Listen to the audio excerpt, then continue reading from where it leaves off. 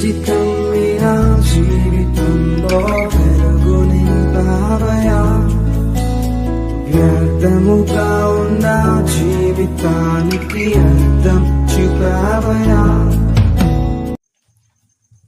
ఇప్పుడు వచ్చిన అందరికీ ప్రభునాములు శుభాలు వందనములు తెలియజేస్తున్నాను.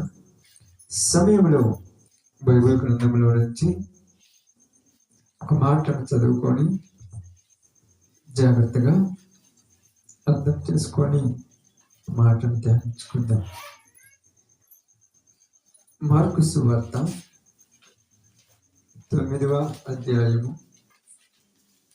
మార్కు సువార్త 9వ అధ్యాయము 24వ వచనాన్ని జాగ్రత్తగా చదువుకుందాం. 24. వెంటనే ఆ చిన్నవాడి తండ్రి నమ్ముచున్నాను, నాకు అపనమ్మకం ఉండకుండా సహాయము చేయమని బిగ్గరగా చెప్పాను. చాలు.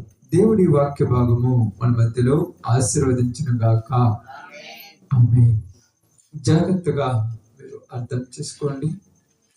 బైబిల్ గ్రంథంలో నుంచి చదవబడినటువంటి ఈ సందర్భమును శ్రద్ధగా వినుట కొరకు సిద్ధపడదాం. ఎందుకంటే ప్రియ సహోదరి సహోదరులారా,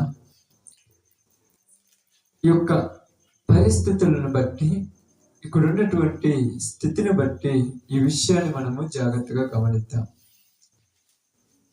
ఇక్కడ చదవబడినటువంటి సందర్భం ఏమిటంటే, ఒక చిన్నవానికి ఒక దెయ్యం పట్టింది. మూగ దెయ్యము వానిని పట్టి వానిని పీడిస్తూ ఉన్నది అని రాయబడి. మూగ దెయ్యము వానిని పట్టి పీడించినప్పుడు ఆ చిన్నవాని యొక్క తండ్రి, అంటే తండ్రి అనేక చోట్లకు తీసుకెళ్ళాడు. అన్నమాట అందరి దగ్గరికి తీసుకెళ్ళాడు, అనేక ప్రదేశాలకు తీసుకెళ్ళాడు, అనేకులకి చూపించాడు. అయితే వానిలో ఉన్నటువంటి దెయ్యము పోలేదు. మరలా పోయినట్టుంటుంది, కొన్ని రోజుల తర్వాత వస్తుంది, మరలా పోయినట్టుంటుంది, కొన్ని రోజుల తర్వాత వస్తుంది. ఇలా జరుగుతూ ఉన్నప్పుడు ఈ యొక్క చిన్నవాడి తండ్రి ఏం చేశాడంటే, ఆ ప్రాంతంలో యేసు ప్రభు వారి శిష్యులు ఉన్నారు. యేసు ప్రభుతో కలిసి పరిచర్య చేస్తున్నటువంటి శిష్యులు ఉన్నారు. ఈ శిష్యుల దగ్గరికి ఆ చిన్నవాడిని తీసుకెళ్ళాడు.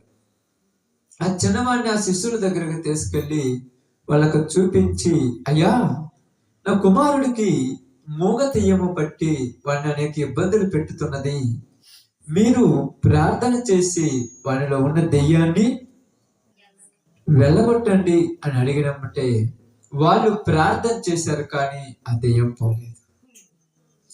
వాళ్ళు చేశారు ప్రార్థనలు, ఆ దెయ్యం పోలేదు.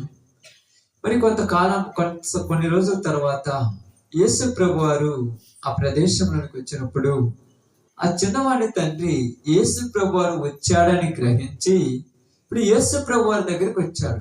అయ్యా, నా కుమారుడికి దెయ్యం పట్టి ఉన్నది. ఆ యొక్క దెయ్యం పట్టినప్పుడు నా కుమారుడి పరిస్థితి చాలా ఘోరంగా ఉంటుంది. అతడు నిప్పులలోనూ నేలలోనూ పడుతూ ఉండేవాడు. వాడి మైండ్ వాడి స్వాధీనంలో ఉండేది కాదు. నోట బట్టి నొరుక్కొక్కుతూ ఏదేదో చేసుకుంటూ ఉండేవాడు. వాడికి ఏమైనా అవుతుందేమని భయంతో నీ యొక్క శిష్యుల దగ్గరికి తీసుకొచ్చింది, కానీ నీ శిష్యులు వాడిని బాగు చేయలేకపోయారు. ఇప్పుడు నేను నీ దగ్గరికి తీసుకొచ్చినానయ్యా అని అడగానే అక్కడ మనకు సందర్భాన్ని మనం చూద్దాం. మీకు అర్థం కావడానికి ఆ స్థితిని ఒక్కసారి చదువుకుందాం. చూద్దాం. 22వ వచనం చదువుదాం. 21 నుంచి. అప్పుడు ఆయన, ఇది వీనికి సంభవించి ఎంతకాలమైనదని వాని తండ్రి అడుగగా, అతడు బాల్యము నుండి అది వారిని నాశనము చేయవలనని తరచుగా అగ్నిలోను నీళ్ళలోను పడద్రోయును. ఏమైనను నీ వలనైతే మా మీద కనికరపడి మాకు సహాయం చేయవలను.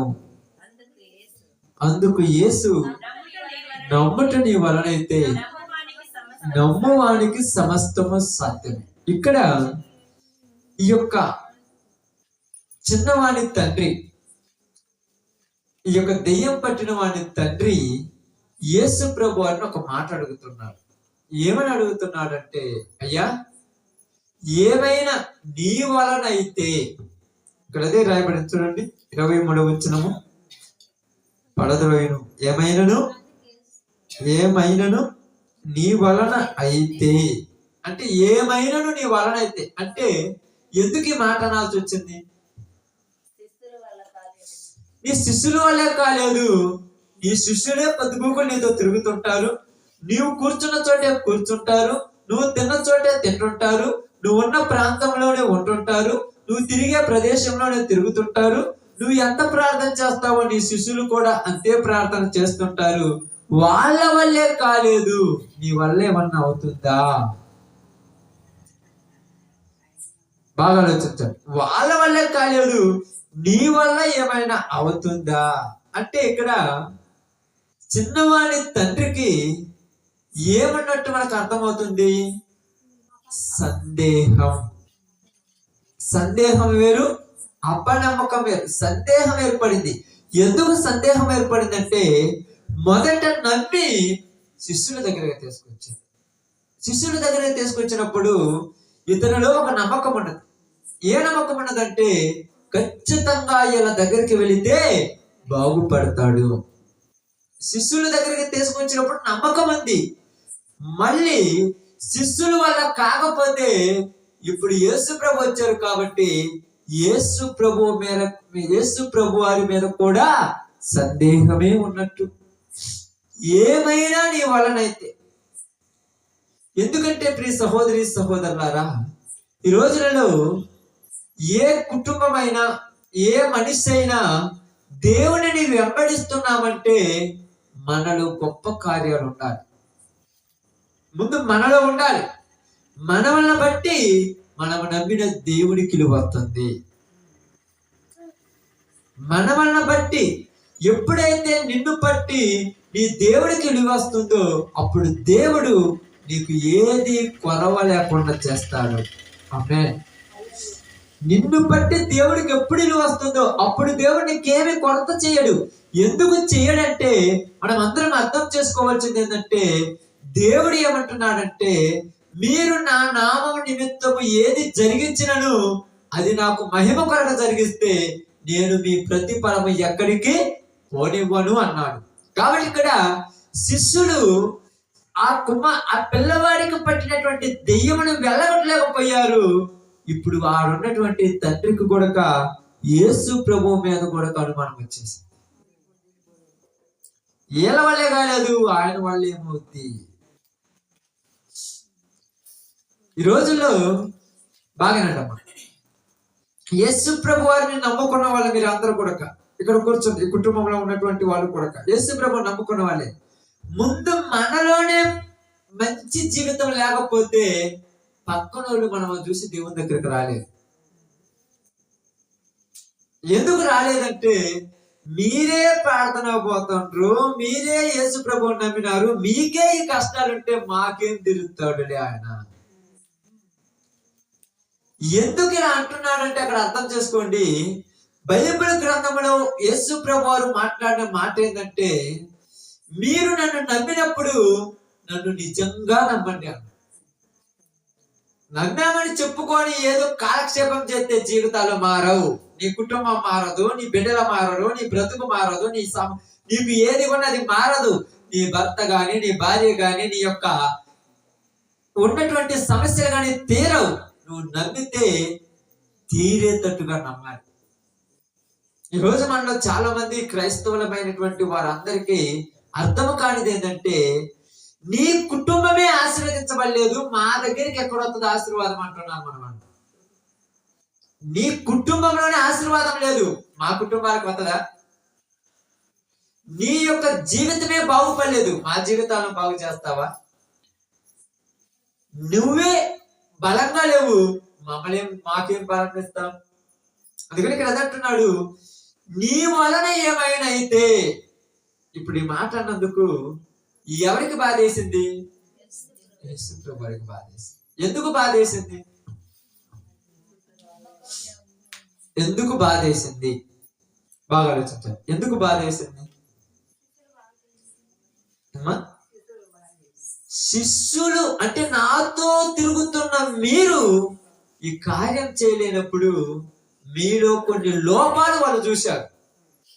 మీ శిష్యుల వల్లే కాలేదు, నీ వల్లే మౌద్దులే, కానీ ఏదో వాళ్ళకంటే కొద్దిగా గొప్పవాడి కాబట్టి మీ దగ్గరికి రావాలని తీసుకొచ్చాను, నువ్వు బాగు చేస్తావని నమ్మకమేమి లేదు. అందుకని అక్కడ ఏమన్నాడంటే, మనం బాగా గమనించి ఆలోచిస్తే, నమ్ముట నీ వలనైతే, నమ్ముట నీ వలనైతే అంటే ఏమంటున్నారు అక్కడ? నమ్మటం నీ వలనైతే నమ్మువానికి సమస్తము సాధ్యమే.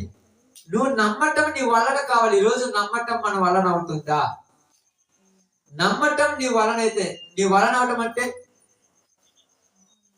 నమ్మటం నీ వలన అవటం అంటే, ఇప్పుడు ఇది నీ వల్ల అవుతుంది ఈ పని చేయటం అంటాం. అప్పుడప్పుడు ఈ పని నీ వల్ల అవుతుంది అంటాము. కొంతమంది ఏమంటారు, ఎందుకు కాదు, చూడు చేసి చూపెడతాను చూడు అంటారు. అంటే ముందు ఒక పని మనకంటే బలమైనది ఉంటది.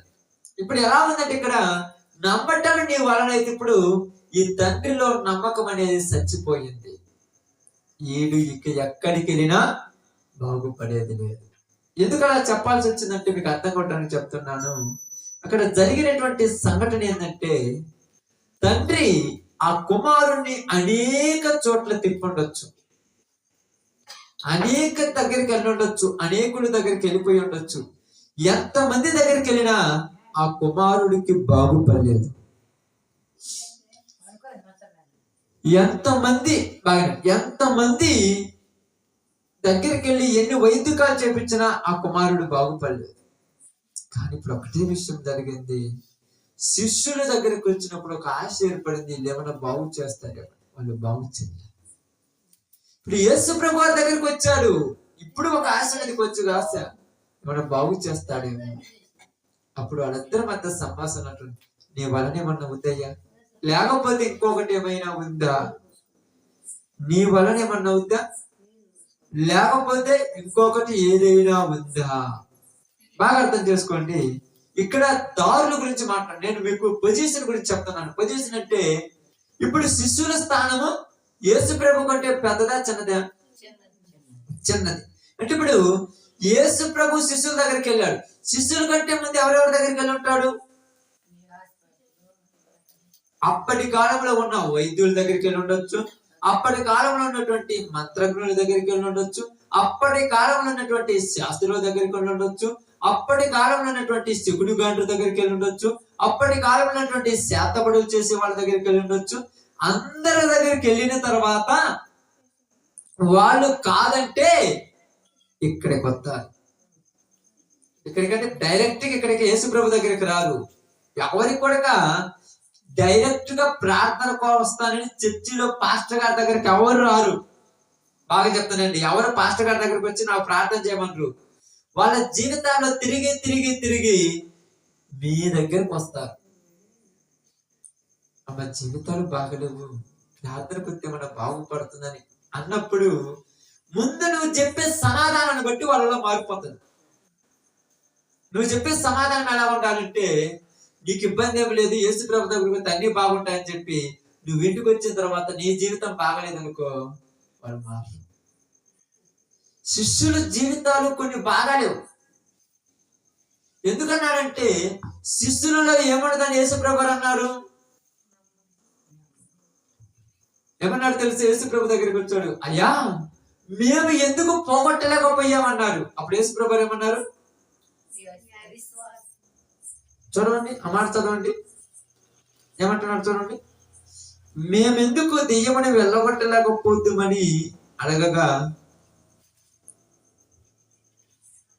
అందుకైనా ప్రార్థన వలనే గాని మరి దేని వలనైనను, ప్రార్థన వల్లనే గాని యేసు ప్రభువుతో ఉన్నటువంటి శిష్యులు యేసు ప్రభుని వెంబడిస్తున్నారు, కానీ యేసు ప్రభువుకు ఉన్నంత ప్రార్థన శిష్యులకు లేదు. ఈరోజు ప్రార్థనలకైతే జనాలు వస్తుంటారు, కానీ ప్రార్థన లేదు, ప్రార్థన పొందుతుంటారు. ప్రార్థన ఉండే వాళ్ళ జీవితాల్లో ఉదయం ప్రార్థన, మధ్యాహ్నం ప్రార్థన, సాయంకాలం ప్రార్థన, ప్రార్థన ఉండదు. ప్రార్థన లేకపోవడం వల్ల లేనిపోయినటువంటి అలవాటులకు బానిసలైపోతాం. ఎందుకు ప్రార్థన లేదు? వీళ్ళకి ఎందుకు ప్రార్థన లేదమ్మా? ఏమన్నాడు యేసుప్రభువు ఇక్కడ? ప్రార్థన వలనే కానీ మరి దేని వలనైనను ఇలాంటిది పోదు అన్నాడు. అంటే ఇప్పుడు శిష్యులకు ప్రార్థన ఉన్నట్టా లేనట్ట? లేనట్టు. అంటే ఎలా లేనట్టు ప్రార్థన? ఇప్పుడు ప్రార్థన లేదన్నాం, ఏ విధముగా లేనట్టు? బాగా ఆలోచించాలి. ఒక్కసారి మీరు అర్థం చేసుకోండి. ఇక్కడ ఈ సందర్భం మనం చదివేది ఏది నేను చెప్పను ఎక్కువ. ఇదే సందర్భాన్ని ఈ సమయంలో మీకు నేను తెలియజేస్తాను. చూడండి ఏమంటున్నాడంటే, అందుకు ఆయన, విశ్వాసం లేని తరము వారులారా, నేను ఎంతకాలం మీతో ఉందును అంటే వాళ్ళకేమి లేదు, విశ్వాసం లేదు. విశ్వాసం అంటే ఏమిటి? మనందరికీ తెలుసు, నమ్మకము. విశ్వాసం అంటే ఏందమ్మా? నమ్మకం. ఇప్పుడు వీళ్ళకి ఏమి నమ్మకం లేదు? ఈ శిష్యులకి ఏ నమ్మకం లేదు? ప్రార్థన చేతి ఇది ఆడపోద్దులే, ప్రార్థన చేస్తే ఇది పోద్దా అనే నమ్మకం లేదు వీళ్ళకు. ఈ రోజు ఇక్కడ ఉన్నటువంటి క్రైస్తవులుగా మారిన ప్రతి వాళ్ళకు ప్రార్థన అయితే చేస్తాము కానీ నమ్మకాలు లేవు మనకు. ప్రార్థన చేస్తే దేవుడు బతికిస్తాడా? ప్రార్థన చేస్తే దేవుడు ఏమైనా పోగొడతాడా? ప్రార్థన చేస్తే దేవుడు ఏమైనా పంట పండిస్తాడా? ప్రార్థన చేస్తే దేవుడు ఏమైనా చేస్తాడా? ప్రార్థన చేస్తే దేవుడు ఏమైనా ఈ బతుకులు మారుస్తాడా? మన ప్రయత్నం కూడా ఉండాలి కదా. ఇంకా నీ ప్రయత్నం ఉన్నప్పుడు ప్రార్థన ఎందుకు? చేస్తే నువ్వు చెయ్యి, లేదా దేవుడికి అప్పగించు. నువ్వు దేవుడు చేస్తానంటే దేవుడికి ఒప్పుకోడు. ఇక్కడ అదే అన్నాడు, అవిశ్వాసం ద్వారా ప్రార్థన చేస్తున్నారు కానీ విశ్వాసం లేదు వాళ్ళు. ఒకవేళ చేస్తుంటారేమో కానీ విశ్వాసం లేదు. ఎంత చేస్తారంటే కాలక్షేపం కోసం ప్రార్థన చేస్తుంటారు. ఇప్పుడు మనం ఉన్నాం ఇక్కడ, మన అలవాట్లు ఉంటాయి. ఏమని అలవాటు ఉందంటే, ప్రభు ఈ రోజు నుంచి నేను ఈ తప్పు చెయ్యను అని ప్రార్థన చేస్తాం, పొద్దున్న అదే తప్పు చేస్తాం. అంటే అర్థమైంది, ప్రార్థన చేసే కానీ నమ్మకం లేదు. ఎందుకు లేదు అంటే మనం ఏమంటాం తెలుసా? ఉండలేకపోతున్నాం అంటాం. అంటే నమ్మకం లేదా? అంటే దేవుడు ఉంచగలరా? బూతు మాటలు మాట్లాడకుండా నీ నోటిని కంట్రోల్ చేయలేడా? అబద్ధం ఆడకుండా నీ నోటిని కంట్రోల్ చేయలేడా? ఉదయం లేచి ప్రార్థన చేసేటప్పుడు ఈ యొక్క శరీరానికి బద్ధకం లేకుండా నీ శరీరానికి చేయలేడా? కానీ నీకు నమ్మకం లేదు. పొద్దున్నే 3 గంటలకు లేయాలంటే ఈ సలికులు వేసి మోకాళ్ళ మీద ఏం ప్రార్థన చేద్దాంలే, లేస్తే బాగుండదేమోలని అపనమ్మకం. అందుకని చేయలేకపోతున్నా. నీలో అపనమ్మకం ఉంది. అదే ఇక్కడ అంటున్నాడు, నమ్మటం నీ వలన అయితే. నమ్మటం అంటే ఏమిటి?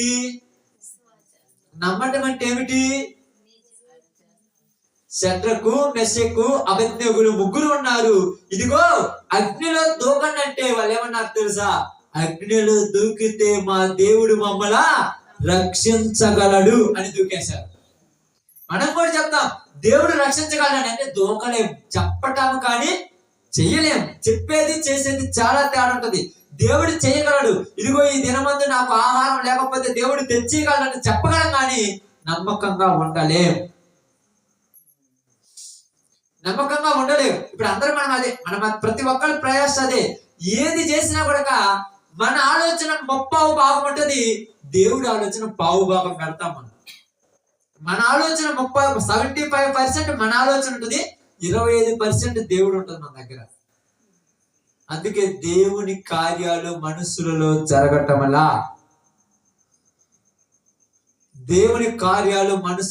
జరగటమలా, దేవుడు ఏం చెప్పాడంటే, ఇదిగో నీవు ఇక్కడ నుంచి వెళ్ళు అని అబ్రహాముకి చెప్పాడు. అబ్రహాము దేవుడి ఆలోచనే పెట్టుకున్నాడు, ఏం పెట్టుకోలేదు, వెళ్ళిపోయాడు అంతే. నువ్వు విడిచిపెట్టి బయటికి రమ్మన్నాడు, విడిచిపెట్టి వచ్చేసాడు. ఇక చెయ్యొద్దన్నాడు, చెయ్యలేదు. ఈరోజు మనము విడిచిపెడతామని చెప్తున్నాం కానీ విడిచిపెడతామా లేదన్నా? విడిచిపెడతామా? చెప్తున్నాము, నమ్మకం లేదు. ఎందుకు నమ్మకం లేదంటే, దేవుడు ఒకవేళ ఉంచడేమో, దేవుడు చెయ్యడేమో, నా వల్ల కావటం లేదు. నీ వల్ల ఏపడేది దేవుడు ఎందుకు? నీ వల్ల అయిపోయి దేవుడు ఎందుకమ్మా? అప్పుడప్పుడు చాలా మంది అంటాం, నా వల్ల కావటం లేదు, ఇబ్బందులు అవుతున్నాయి, సమస్యలు అవుతున్నాయి, నా వల్ల కావటం లేదు. నీ వల్ల ఏ పని దేవుడు ఎందుకు? నీ వల్ల కాకపోతే ఏం చేయాలి? దేవుడికి అప్పగించిన తర్వాత నీతో పని లేదు. దేవుడికి అప్పగించిన నీకు పని లేదు. కొన్ని విషయాలను చూడండి, బాగా నుంచి ఆలోచించండి. ఏదైనా ఒక సందర్భం వచ్చినప్పుడు, ఒక పరిస్థితి వచ్చినప్పుడు, నీవు చెయ్యి తప్పులేదు ఏ పని చేసినా, కానీ దేవుని ముందు పెట్టి చెయ్యి. కానీ ఈరోజు లోకంలోకి ఎలా మారిపోయారంటే శిష్యుల్లాగా మారిపోయారు క్రైస్తవులు. అందుకని బైబిల్ గ్రంథంలో రోమిలకు రాసిన పత్రికలు ఏం రాయబడుతుంటే, నిన్ను బట్టే కదా అన్య జనుల మధ్య నానామము. ఎవరిని బట్టి? విశ్వాసం లేని విశ్వాసులను బట్టి. అర్థమవుతుందమ్మా? విశ్వాసం లేని విశ్వాసులను బట్టి. వీళ్ళకి విశ్వాసం లేదు, కానీ వీళ్ళు దీన్ని ఏమనాలి? మనం ఎలా అర్థం చేసుకోవాలి? విశ్వాసం లేని విశ్వాసులు. వీళ్ళకి విశ్వాసం లేదు, కానీ వీళ్ళ పేరు మాత్రము విశ్వాసులు. ఎందుకు విశ్వాసులు అని మనం మాట్లాడుతున్నానంటే, నేను మీకు అర్థం కొట్టడానికి బాగా చెప్తున్నాను. నమ్మాను దేవుణ్ణి, జీవితాలు మార్చుకోవాలా. నా జీవితాన్ని దేవుడు మార్చగలని నేను నమ్మితే దేవుడు మార్చాడని నేను మారాలంతే. దేవుడు మార్చగలడు. కుట్టివాడిని పిలిచాడు, లేచి నడువు అన్నాడు. ఏందయ్యా, నా కాళ్ళు వంగిపోయి, నాకు బలం లేక, నాకు శక్తి లేక 38 సంవత్సరాల నుంచి నేను పడిపోతే ఎన్నిసార్లు ప్రయత్నించినా నా వల్లగా లేయటానికి. ఇప్పుడు నువ్వు లేచి నడవమంటున్నావేంది? నువ్వు లేయి. ఎప్పుడైతే లేయమని చెప్పాడో బలం తెచ్చుకొని లేయాలి. బలం తెచ్చుకున్నాడు. కాళ్ళలో చీల మండలంలో బలం వచ్చేసి నీకు తెచ్చుకున్నాడు. అతని మనసులో ఏమి లేదు, నేను పక్షవాతిని అనేది మర్చిపోయాడు. యేసు ప్రభువు చెప్పిన మాట మీద నమ్మకం ఉంచాడు. ఆ మాట మీద ఉన్న నమ్మకమే అతని కాళ్ళకు సత్తు ఇచ్చింది. ఈ రోజు మనం ఏమనుకుంటున్నామంటే, పరిస్థితులు మన జీవితాల్లో పెట్టుకొని దేవుడిని నమ్ముతున్నాం, అందుకే మన బ్రతుకులు మారం. పరిస్థితులు మన జీవితాల్లో పట్టుకున్నాం. పరిస్థితులు ఎప్పుడైతే మన జీవితాల్లో పెట్టుకుంటామో అప్పుడు ఆ పరిస్థితులు మనం ఏం చేస్తాయి తెలుసా? అనగదొక్కుతాయి. ఆ పరిస్థితులు మనం అనగదొక్కుతాయి. ఇప్పుడు ఏను కూడా ఏమన్నాడైతే, ఏమైనా నీ వలన కూడా అవుద్దా? అయ్యా, ఎంతమంది వల్ల కానీ నీ వల్ల అవుద్దా? వీళ్ళందరి వల్ల కాదంటే వాళ్ళు మామూలులే. నా వల్ల కూడా కాకపోతే నేను కూడా వాళ్ళలాగా మామూలు అయితే తీసుకురమ్మన్నాడు. ఇప్పుడు వెంటనే తీసుకొచ్చిన తర్వాత ఏమన్నా చూడండి, వెంటనే ఆ చిన్నవాడిని తండ్రి ఆయనతో మాట్లాడుతున్నాడు. నమ్ముచున్నాను, నాకు అపనమ్మకం ఉండకుండా సహాయం చేయమని బిగ్గరగా చెప్పాను. అయ్యా, నేనైతే నమ్ముతున్నాను, నాలో కూడా అపనమ్మకం వస్తుంది. ఎందుకు వస్తుంది అపనమ్మకము? అపనమ్మకం ఎందుకు వస్తుంది మనిషికి? అపనమ్మకం రావడానికి గల కారణం ఏంటంటే, ఇన్ని దిక్కులు జరగలేదు, అక్కడ జరుగుద్దా? ఇన్ని ప్రాంతాలకు వెళితే బతుకు మారలేదు, ఇక్కడికి వస్తే మారుద్దా? ఇన్ని ప్రదేశాలకు వస్తే జీవితం మారలేదు, ఇక్కడికి వస్తే మారుద్దా? ఎందుకంటే మనలో ఉన్నటువంటి మనస్సు మన వల్ల బాగుపరచనియ్యదు. మనలో ఉన్నటువంటి ఆలోచన మనం ఏ కాడికి వెనక మురికి జీవితాన్ని మనకు గుర్తుకొస్తుంది, కానీ ముందున్న మంచి జీవితాన్ని మనకు గుర్తుకు తీసుకురాదు. ఏ కాడికి పాత జీవితంలో నేను ఎట్టాటోని, నేను ఎలాంటి దాన్ని, నేను ఎలాంటోని, నేను ఎట్టున్నాను, నేను మారుతానా, ఎంత జీవితంలో ఉన్నాను, నేనేలా మారుతానని ఏ ఆలోచన వస్తాయి, కానీ ఇదిగో నేను ఎందుకు మారను అనే ఆలోచన మనకు రాదు. ఇక్కడ అదే అన్నాడు, అయ్యా ఇవన్నీ తిరిగిన తర్వాత ఇప్పుడు నాకేం ఆలోచనలు వస్తున్నాయి? ఇవన్నీ చూసుకొచ్చిన తర్వాత నాకేం ఆలోచనలు వస్తున్నాయి? వీళ్ళందరి గురించి ఆలోచన వస్తుంది. చూడండి, ఇవన్నీ చూసిన తర్వాత నాకేం ఆలోచన వస్తున్నాయి? వీటన్నిటి గురించి ఆలోచనలు వస్తున్నాయి. ఏంటిది? అక్కడికి తీసుకెళ్తే మారలేదు, వాళ్ళ దగ్గరే తీసుకెళ్తే బాగుపడలేదు, వీళ్ళ దగ్గరే తీసుకెళ్తే బాగుపడలేదు, ఎంతమంది దగ్గరే తీసుకెళ్తే బాగుపడలేదు.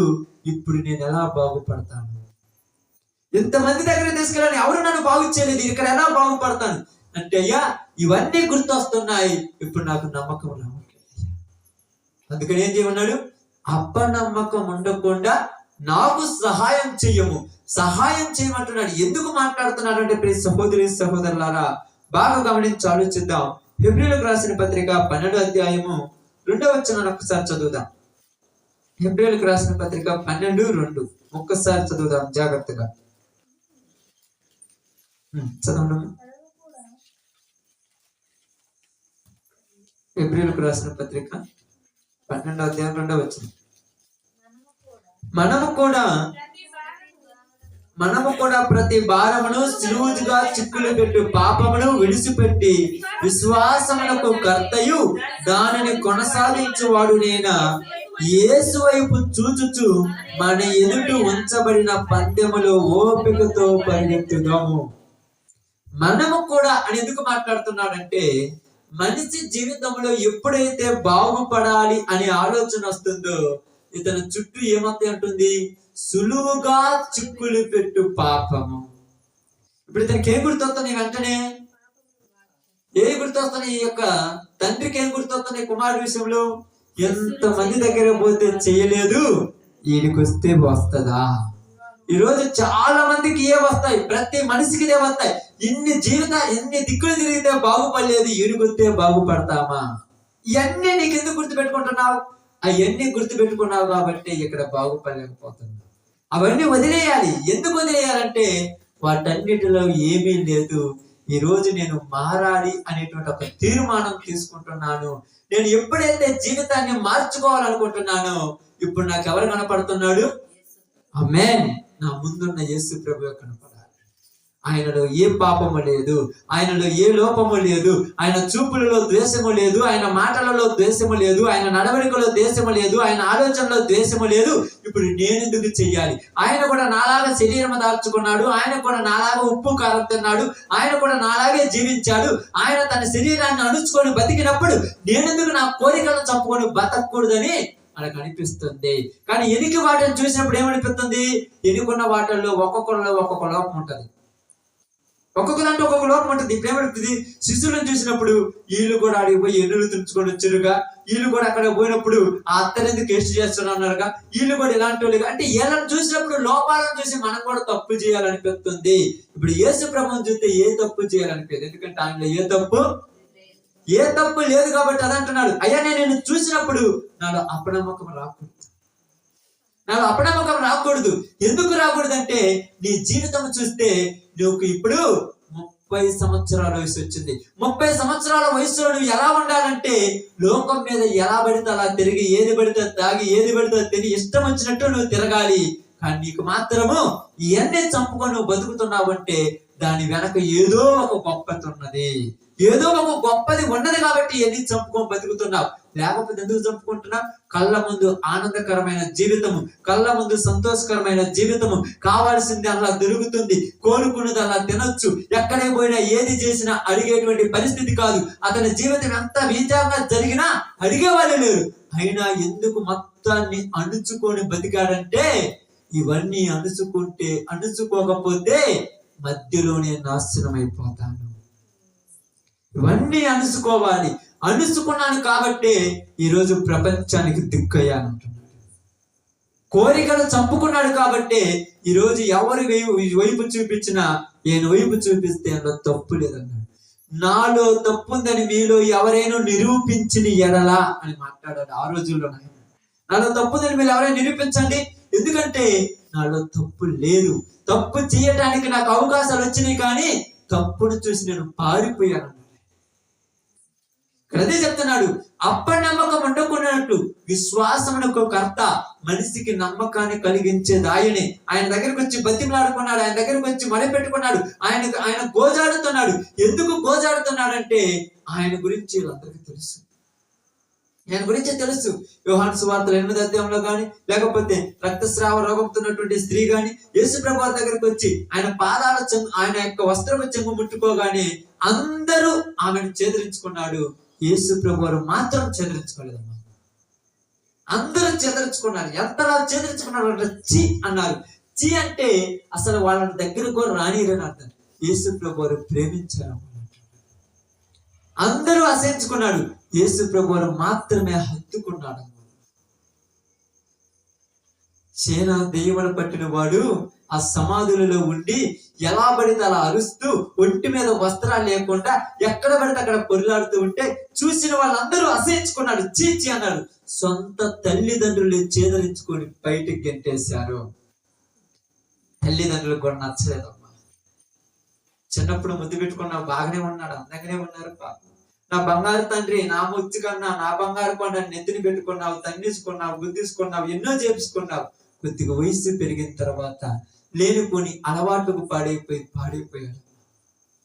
తల్లిదండ్రులు కూడా భారం అయిపోయి బయట నెట్టేశారు. ఇప్పుడు ఎవరు ప్రేమించాలి? ఎవరు ప్రేమించాలి? ప్రపంచంలో ప్రేమ ఎక్కడా దొరకలేదు. ఎవరి దగ్గరికి వెళ్ళినా అందరూ అసహించుకున్నోళ్ళే, చేదరించుకున్నోళ్ళే. ఇప్పుడు మాత్రమే ఒక్కడే వెళ్ళాడు, యేసు ప్రభువు వెళ్ళాడు, ప్రేమించాడు. పాపిని సైతం ప్రేమించగలిగిన వాడు. మనం పాపాత్ములయ్యుండి ఇంకొక పాపిని చూస్తే అసహించుకుంటాము, చీ అంటాము, తప్పులోళ్ళు అంటాము, చెడ్డోళ్ళు అంటాము, చీ ఇలాంటి బతుకు బతికిందంటే చావటం మంచిది కదా అంటాము. కానీ ఆయనలో ఏ పాపం లేదు కనుక ఆయన అన్నాడు, చేసిన వరకు చాలు ఇంకా ఆపేయి అన్నాడు. చేసిన వరకు చాలు ఇంకా ఆపేయి, ఇంతవరకు బతికిన బతుకు చాలు ఇంకా ఆపేయి. నువ్వు ఆపితే ఇప్పటి వరకు బతికిన బతుకు ఒకటి, ఈ రోజు నుంచి బతికే బతుకు వేరే విధంగా ఉంటుంది. ఇప్పటి వరకు బతికిన బతుకు ఒకలా ఉన్నది, ఈ రోజు నుంచి బ్రతికే బ్రతుకు వేరే విధంగా ఉంటుంది. విలువ వస్తుంది, మహిమ వస్తుంది, ఘనత వస్తుంది, గొప్ప వస్తుంది. ఎక్కడ పోయినా నిన్ను తక్కువ అనే వాళ్ళు ఎవరు లేరు. ఎక్కడ పోయినా నీకు విలువ వస్తుంది. 10 మందిలో సింహాసనం వేసి నిన్ను కూర్చోబెడతారు. కారణం ఇంతకు ముందు ఆమె, ఇప్పుడు మరి మార్పు ఎక్కడొచ్చింది? మార్పు ఎక్కడొచ్చింది? జీవితం మారిపోయింది. ఇంతకు ముందు ఊరి వెలుపల ఉండవలసినామా, ఇప్పుడు ఊరిలోకి వచ్చి 10 మందికి చెప్పే రేంజ్ ఎదిగిపోయింది. నువ్వేది మాకు చెప్పేదనే వాళ్ళు చెప్పమ్మా చూద్దాం, రాళ్ళతో కొట్టి చంపుతామన్న వాళ్ళు తప్పు చేశామని ఒప్పుకొని వెళ్ళిపోతున్న పరిస్థితి వచ్చేసింది. ఎందుకు చెప్తున్నానంటే ఈరోజు నీ కుటుంబంలో కార్యం జరగకపోవటానికి కారణము మొదట నీలో నమ్మకం లేదు. ఏం లేదమ్మా? నమ్మకం లేదు. అందుకంటున్నాడు, అపనమ్మకము కలగకున్నట్లు నాకు సహాయము చెయ్యుము. అపనమ్మకము కలగకున్నట్లు నాకు సహాయం చెయ్యుము అంటే ఆయనకి ఏమనిపించింది?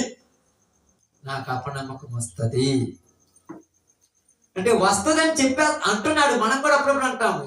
ఎలా ఉంటుందంటే మన భక్తి అంటే మనమని కాదు, క్రైస్తవులకు యేసు ప్రభువు వారు నమ్ముకున్న తర్వాత కొన్ని రోజుల తర్వాత మన భక్తి ఎలా మారిపోద్ది అంటే, ఏదో ప్రార్థన చేసినప్పుడు నమ్మకం ఉంటది కానీ ఆ వ్యక్తిని చూసినప్పుడు నమ్మకం ఉండదు. అర్థమవుతుందమ్మా? ఏదో నీ భర్త గురించి కానీ, నీ కుమారుడి గురించి కానీ, నీ కుమార్తె గురించి కానీ, నీ భార్య గురించి కానీ, నీ పిల్లల గురించి కానీ, నీ ఇరుగు పొరుగు వారి గురించి కానీ ఏదో కళ్ళు మూసుకొని 2 చేతులు ఎత్తి దేవుడిని ప్రార్థన చేసినప్పుడు ఖచ్చితంగా కార్యం జరుగుతుంది అనిపిస్తుంది. అదే ఆ వ్యక్తి దగ్గర పోయి చూసినప్పుడు నమ్మకం ఉండదు. ఇలా మారేది అంటే నీకే నమ్మకం లేదు, నీకు నమ్మకం లేదు. అందుకన్నాడు, అపనమ్మకము కలగకున్నట్లు సహాయం చెయ్యము. వెంటనే యేసు ప్రభువు ఏమన్నాడు తెలుసా? జనులు గుంపు కూడి తన యొద్దకు పరిగెత్తు వచ్చుట యేసు చూసి, మోగమైన చెవిటి దెయ్యమా, వానిని వదిలిపొమ్ము, ఇక వానిలో అంటే వానిని వదిలిపొమ్ము, ఇక వానిలో ప్రవేశింపొద్దంటే వానిని వదిలిపొమ్మన్నాడు, ఇక వానిలో ప్రవేశింపొద్దంటే అంటే ఇంతకుముందు ఎలా జరిగి ఉండొచ్చు? ఆలోచించండి. ఇంతకుముందు ఎలా జరిగి ఉండొచ్చు? వదిలిపోయి ఉండొచ్చు, మళ్ళా వచ్చి ఉండొచ్చు. వదిలిపోయినప్పుడు అప్పుడు పరిస్థితులను బట్టి వదిలిపోయింది, మళ్ళా ముఖం చాటేసిన తర్వాత మళ్ళా కొన్ని రోజులు కలవాడి పడి ఉండొచ్చు. అర్థమవుతుందా? కొన్నిసార్లు మానుకుంటాం, కొన్ని రోజులు మానుకుంటాం, మళ్ళా స్టార్ట్ చేస్తాం. అర్థమేంటి? బాగా అర్థం చేసుకున్నా. అర్థమేంటి?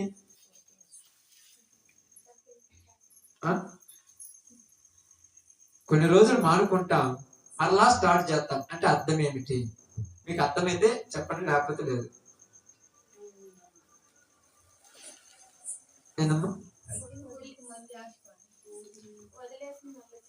ఓకే, అవన్నీ కరెక్ట్ కాదనట్లేదు. అంటే నేను మీకు చెప్పేది బాగా కొన్ని రోజులు వదిలేస్తాడు, మళ్ళా స్టార్ట్ చేస్తున్నాం. అర్థం ఏమిటి? మనమే నిజం చెప్పాలంటే ఓకే అవన్నీ. కానీ ఇవన్నీ ఎలా ఉన్నాయంటే మనం సొంత ప్రయత్నం చేస్తున్నాం. సొంత ప్రయత్నం ఎలా ఉంటుంది తెలుసా? నా వైపు చూడకూడదు అన్నప్పుడు చూస్తూనే ఉంటాము, మరలా మన ప్రయత్నం కొన్ని రోజుల తర్వాత మానుద్ది. కానీ మనం ఎవరికి అప్పచెప్పాలి? యేసు ప్రభువుకి అప్పచెప్తే ఎప్పటికీ చేయం. ఈ రోజు కొంతమంది పాపాలు చేస్తారు, కొన్ని రోజులు మానుకుంటా మళ్ళా చేస్తారు. ఎందుకు చేస్తున్నారంటే వాళ్ళు యేసు ప్రభువుకి అప్పచెప్పటం వల్ల. వీళ్ళ ప్రయత్నం కాబట్టి కొన్ని రోజులు ఉంటుంది, మళ్ళా స్టార్ట్ అవుతుంది, కొన్ని రోజులు ఉంటుంది, మళ్ళా స్టార్ట్ అవుతుంది, కొన్ని రోజులు ఉంటుంది, మళ్ళా స్టార్ట్ అవుతుంది. దేనికోసం అంటే మనసును మభ్యపెట్టడానికో లేకపోతే వాళ్ళను సంతోషపరచుకోవడానికో చేస్తారు, కానీ దేవుడికి అప్పగించడానికి చేయరా. అందుకని ఇక్కడ అదే మాట్లాడుతున్నారు. ఏమంటారు తెలుసా? వానిని వదిలిపోము, ఇక ఎన్నటికీ వానిలో ప్రవేశింపొద్దు. ఇక ఎన్నటికీ అంటే మరలా వత్తవేమో వాళ్ళలోనికి రావద్దు. ఎందుకు? ఏడు ఇప్పుడు నా స్వాధీనంలో ఉన్నాడు. నీవు నేను మనందరం ఎప్పుడైతే యేసు ప్రభు పరిశుద్ధాత్మ స్వాధీనంలోకి వెళ్ళిపోతామో ఇక మనలోనికి ఏమీ రాదు. మనం దాని పరిశుద్ధాత్మ యొక్క స్వాధీనంలోకి వెళ్ళిపోవాలి. మన చుట్టూ ఆయన కంచె వేసి ఉండాలి. ఎక్కడికి వెళ్ళినా ప్రార్థన ఆయుధం అనేది మనం కాపాడుతూ ఉంటే మన దగ్గరికి ఏ శోధన రాదు. కానీ మనము కొన్ని దిక్కులకు వెళ్ళేటప్పుడు ఏం చేస్తామంటే దారులు తెంపుకొని వెళ్ళిపోతాం. చుట్టూ కంచేసినప్పుడు లోపలికి ఏదైనా ప్రవేశిస్తుందా? ఏమి ప్రవేశించదు. కంచె తెంపామంటూ అర్థం ఏమిటి?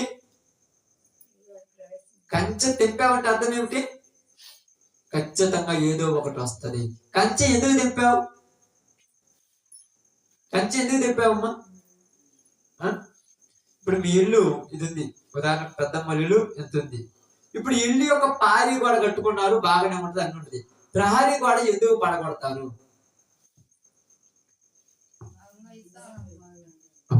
ఎందుక ఇంకా కొంచెం కలుపుకోవాలని. అంటే మనిషి జీవితం ఎలాంటిదంటే ఇప్పుడు ఉన్న దాంతో తృప్తి లేదు, దేవుళ్ళ ఉంటే తృప్తి లేదు, ఇంకా కొద్దిగా బయటకు పోదాం అనుకుంటే బయటకు పోతే ఏముందమ్మా? బయట ఏముంది? బయట అంతా పాపమే. నువ్వు కంచె ఎప్పుడైతే కొట్టేశావో బయట నుంచి ఏదైనా లోపలికి వచ్చేస్తుంది. ఈ రోజు పరిశుద్ధాత్మ కంచెలో కొన్ని కుటుంబాలు లేవు. అందుకే నీ కుటుంబంలో ఎప్పుడు ఏడుపు, ఎప్పుడు బాధలు, ఎప్పుడు ఇబ్బందులు, ఎప్పుడు సమస్యలే. ఏ రోజు కూడా కళ్ళల్లో నుంచి నీళ్లు రాని రోజు లేనే లేదు. మళ్ళీ రోజు యేసు ప్రభు దగ్గరికి వచ్చి యేసయ్యా నన్ను క్షమించని ప్రార్థన చేద్దాం. ప్రతిరోజు ఈ కళ్ళ నుంచి నీళ్లు కారుతూనే ఉన్నాయి. దేని వల్ల కారుతున్నాడే? ప్రార్థన చేసి కారే నీళ్లు కాదు, కష్టాలు తెచ్చుకొని మరి ఏడుస్తున్న నీళ్ళు. ఇటువైపు నుంచి ఒక బాధ, ఇటువైపు నుంచి ఒక బాధ, ఇటువైపు నుంచి ఒక బాధ. ఇన్ని బాధల మధ్య నేను ఎలా ఉంటానంటే నువ్వే అన్ని బాధలు కావాలని మొత్తం కంచె తెచ్చేసి వచ్చావు.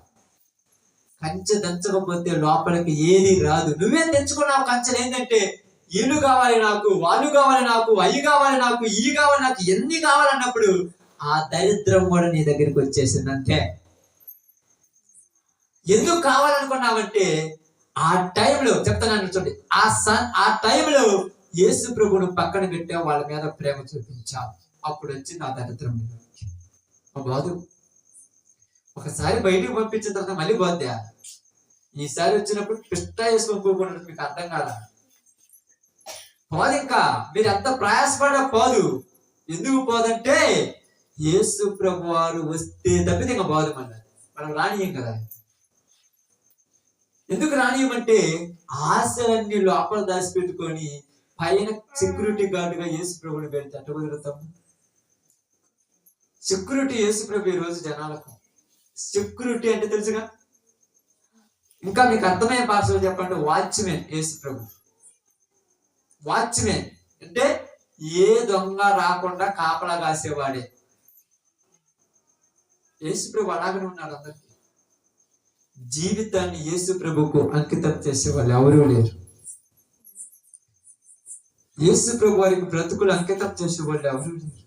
నేను ఒక తప్పు చేస్తున్నాను, నా జీవితం యేసు ప్రభుకు అంకితం చేసినప్పుడు దాన్ని మానుకోవాలి. అంతే. నేను ఎందుకు మానుకోలేకపోతున్నాను? నా వల్ల కావటం లేదంటే అక్కడ అదే చెప్పారు, నమ్ముట నీ వలనైతే నీ వల్ల ఉంది, కానీ నువ్వు కాలేదనుకుంటున్నా. దానికి ఎవరేం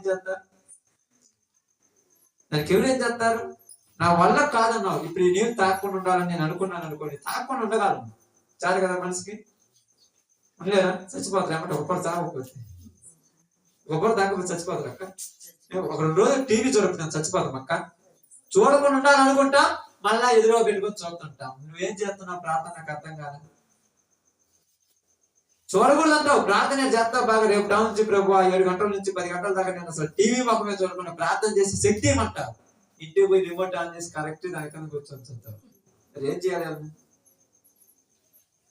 ఎందుకు చెప్తున్నానంటే ఇక్కడ అదే జరిగింది. శిష్యులు వల్ల ఎందుకు కాలేదంటే శిష్యులు కరెక్ట్ గా లేరు ఆ టైంలో. శిష్యుల వల్ల ఎందుకు కాలేదంటే శిష్యులు పర్ఫెక్ట్ గా లేరు ఆ సందర్భంలో. ఎందుకు లేరంటే శిష్యులు లోకం కావాలి. ఆమేన్. శిష్యులకి ఏం కావాలి? లోకము కావాలి, దేవుడు కావాలి. 2 కత్తులు ఒక కొరలో ఉండలేవు. మనకు లోకము కావాలి, దేవుడు కావాలి. ఇప్పుడు దేవుడు దేనికి కావాలి? బాగానండి. దేవుడు దేనికి కావాలమ్మా? అవసరానికి కావాలి. ఎలాంటి అవసరాలకు కావాలి? దేవుడు ఎలాంటి అవసరాలకు కావాలి? ఎలా విధంగా కావాలంటే దేవుడు బాగా చెప్తానండి. దేవుడు ఎలా కావాలంటే 10 మందిలో పరువు పోకుండా, 10 మందిలో తక్కువ కాకుండా, అందరికంటే మమ్మల్ని మేటిగా ఉంచడానికి దేవుడు కావాలి. అన్ని వచ్చిన తర్వాత అనుభవించడానికి లోకం కావాలి. దేవుడి దగ్గర ఒక 10 లక్షల రూపాయలు వచ్చినాయనుకో, అనుభవించడానికి లోకం కావాలి. ఇప్పుడు తింటాము, తాగుతాము, దందనాలు ఆడతాము. ఏంటంటే పెళ్లిళ్ళు చేసుకోవద్దా, ఫంక్షన్లు చేసుకోవద్దా, పేరంటాలకు పోవద్దా, ఎంత మాత్రం ప్రార్థన ఏది చేయొద్దా? ఇదే ఈ కష్టాలు ఉంటే ఎన్ని లేవుగా. అంటే ఇదే చెప్తున్నాడు, ఘనంగా ఉండటానికి దేవుడు కావాలి. దేవుడు ఆ ఘనతనిచ్చిన తర్వాత లోకం కావాలి కోరికలు తెచ్చుకోవడానికి. ఒక 20,000 రూపాయలు చేతికి దొరికినాయి అనుకో, అసలు కనపడతారమ్మా. ఏడ్చి ఏడ్చి ఏడ్చి నువ్వు లేకపోతే నాకు దిక్కు లేదు మా, నువ్వు లేకపోతే నాకు దిక్కు లేదు మా, ఏడో దిక్కు తెచ్చు ఒక 5,000 ఇమ్మన్నాడు. అయ్యో పాపం కష్టపడి బాగుపడతాలని 5,000 తెచ్చి కనపడతాడా? యాభై పడినట్టే. నాదేం పని నీకు? అదే నువ్వు 5,000 తెచ్చిపోతే నీకు కనపడి ఉన్నాడుగా.